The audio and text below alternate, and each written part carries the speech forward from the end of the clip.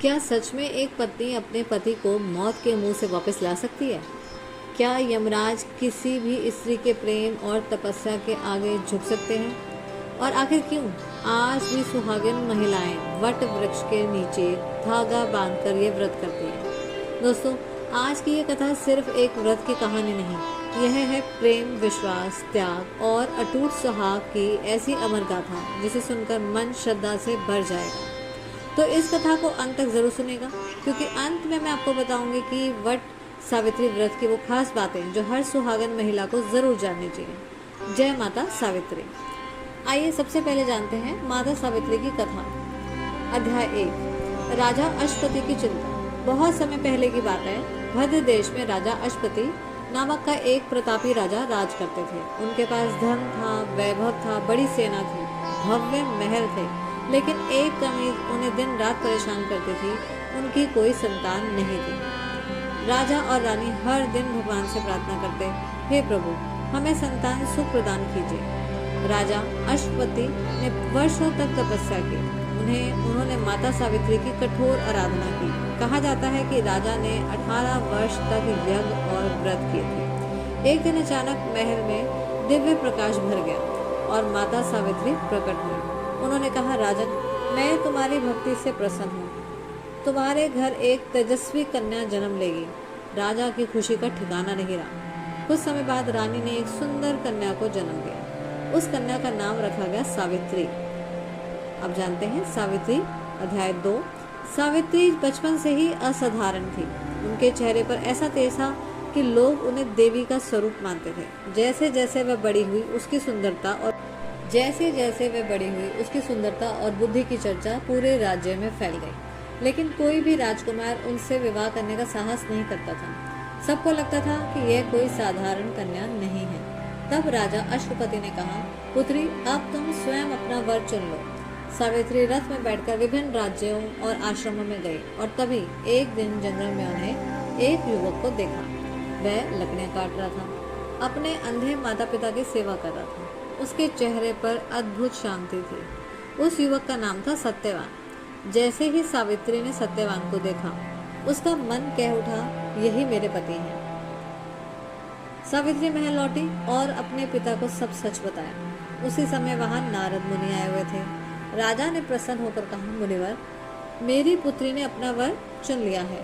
नारद मुनि ने ध्यान लगाया, लेकिन अचानक उनका चेहरा गंभीर हो गया। उन्होंने कहा, राजन, सत्यवान गुणवान है, धर्मात्मा है, लेकिन उसकी आयु बहुत कम है। विवाह के 1 वर्ष के बाद उसकी मृत्यु निश्चित है। यह सुनकर राजा घबरा गए और उन्होंने सावित्री से कहा, पुत्री, किसी और को चुन लो। लेकिन सावित्री मुस्कुराई और बोली, भारतीय नारी केवल एक ही बार अपने पति को चुनती है। मैं मन से सत्यवान को अपना पति मान चुकी हूँ। आप चाहे मृत्यु ही क्यों ना आ जाए, मैं अपना निर्णय नहीं बदलूंगी। यह सुनकर नारद मुनि भी भावुक हो गए। उन्होंने कहा, ऐसा दृढ़ संकल्प बहुत दुर्लभ होता है। सावित्री और सत्यवान का विवाह हो गया। विवाह के बाद सावित्री राजमहल छोड़कर जंगल में रहने लगी। सत्यवान के माता पिता अंधे थे। सावित्री उनकी सेवा करती, घर का काम करती और हर परिस्थिति में खुश रहती। लेकिन उन्हें नारद मुनि की भविष्यवाणी याद थी। धीरे धीरे वह दिन पास आने लगा जब सत्यवान की मृत्यु होने वाली थी। सावित्री ने 3 दिन पहले से कठोर व्रत शुरू कर दिया। उन्होंने अन्न और जल तक को त्याग दिया। दिन रात वह भगवान का स्मरण करती रहती। पर आखिरकार वह दिन आ गया। सुबह सत्यवान लकड़ी काटने जंगल गया। सावित्री ने कहा, स्वामी, आज मैं भी आपके साथ चलूंगी। दोनों जंगल पहुंचे। सत्यवान पेड़ काटने लगा, लेकिन अचानक उन्हें चक्कर आने लगे और उन्होंने कहा, सावित्री, मेरा सर भारी हो रहा है। सावित्री ने तुरंत उन्हें अपने गोद में लिटा लिया। लेकिन तभी पूरा वातावरण बदल गया। चारों ओर सन्नाटा छा गया। तभी वहां प्रकट हुए यमराज। यमराज ने सत्यवान के प्राण निकाल लिए और दक्षिण दिशा की ओर चल पड़े। लेकिन सावित्री भी उनके पीछे पीछे चलने लगी। यमराज बोले, देवी, आप वापस लौट जाओ। लेकिन सावित्री बोली, जहाँ मेरे पति जाएंगे मैं वहां तक जाऊंगी। यमराज उनके ज्ञान और पतिव्रता धर्म से बहुत प्रभावित हो गए। उन्होंने कहा, मांगो कोई वरदान। सावित्री बोली, नहीं, मेरे सास ससुर की मुझे कोई वरदान नहीं चाहिए, मेरे सास ससुर की आंखों की रोशनी लौट आए। यह वरदान मांगकर यमराज ने कहा तथास्तु, और यमराज आगे बढ़ गए।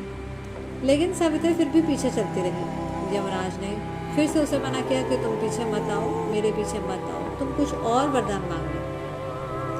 तो उसने तुरंत दूसरा वरदान मांगा तुम्हारे, और ये कहा यमराज ने सावित्री को कहा कि तुम्हारे ससुर का उनका खोया हुआ राज्य वापस मिल जाएगा। तथास्तु कहकर वहां से यमराज चल पड़े। लेकिन सावित्री फिर उनके पीछे पीछे चलने लगी। सावित्री फिर नहीं रुकी। अब यमराज पूरी तरह से प्रभावित हो चुके थे। उन्होंने तीसरा वरदान भी दिया, तुम्हें 100 पुत्रों की प्राप्ति हो। सावित्री मुस्कुराई और बोली, प्रभु, बिना पति के 100 पुत्र होंगे कैसे? यमराज समझ गए कि सावित्री ने अपनी बुद्धि और प्रेम से उन्हें पराजित कर दिया है। यमराज मुस्कुराए और बोले, देवी, आज मैं तुम्हारे तपस्या और प्रेम के आगे हार गया। मैं सत्यवान को तुम्हें जीवन दान देता हूँ। सत्यवान जीवित हो उठे। उसी क्षण सत्यवान जीवित हो उठे और जंगल दिव्य प्रकाश से भर गया। सावित्री की आंखों से खुशी के आंसू बहने लगे। जब दोनों आश्रम लौटे तो देखा कि सत्यवान के माता पिता की आंखों की रोशनी वापस आ चुकी थी और उनका खोया हुआ राज्य भी लौट आया था। चारों ओर खुशी छा गई। तब से हर वर्ष सुहागन महिलाएं वट सावित्री व्रत रखती हैं। वट वृक्ष का महत्व आइए जानते हैं। क्या आपने कभी सोचा है कि इस व्रत में वट वृक्ष की ही पूजा क्यों होती है? क्योंकि वट वृक्ष को अमरता का प्रतीक माना जाता है। उसकी जड़ें इतनी गहरी होती हैं, उतनी ही मजबूत उसका अस्तित्व होता है। ठीक वैसे ही पति पत्नी का रिश्ता भी विश्वास और समर्पण से मजबूत होता है। आइए अब जानते हैं कि व्रत में क्या करें।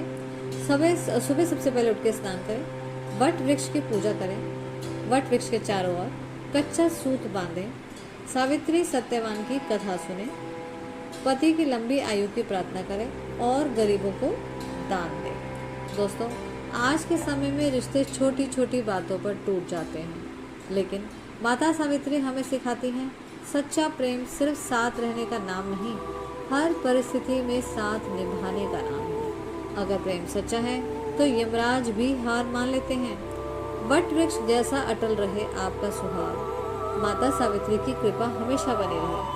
अगर आपको यह कथा पसंद आई हो तो वीडियो को लाइक करें, जय माता सावित्री लिखकर कमेंट जरूर करें और इस कथा को ज़्यादा से ज़्यादा शेयर करें। जय माता सावित्री।